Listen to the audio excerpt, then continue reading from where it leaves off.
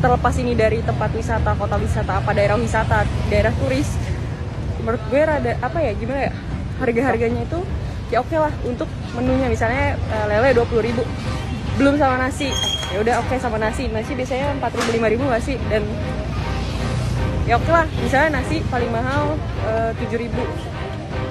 Ternyata guys, biasanya kita makan pecel lele kan, pecel lele tuh harusnya udah ada lalap, betul udah lalap. Ternyata kita mau pesen lalap itu nambah 10.000 lagi. Jadi menurut gue nggak tahu ini gue yang terjebak di satu tempat atau emang semuanya kayak gini, gue nggak tahu. Dan gue juga nggak mau nyebut lah, pokoknya di deretan ini. Kenapa kapitalis banget? Halo. Gitu.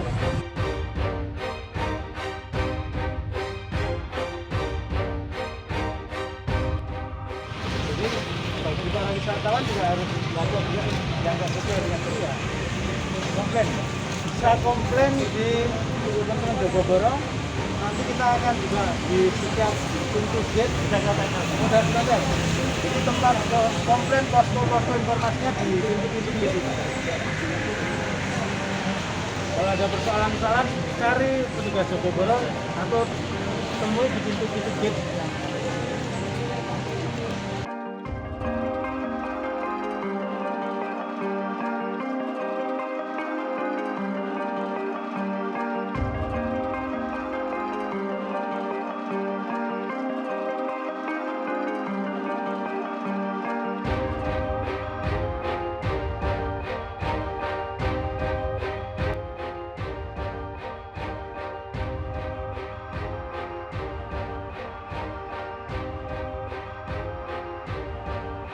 Lele dengan lalap sambelnya satu paket, jangan sampai dijual lele sendiri, lalap sendiri.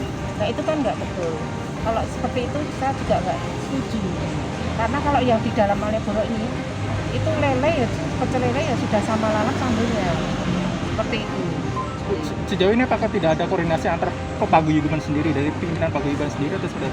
Ya, kalau kebetulan di Jalan Perwakilan. Kalau Jalan Perwakilan saya kurang tahu, karena kan saya ada di Jalan Malioboro, jadi beda.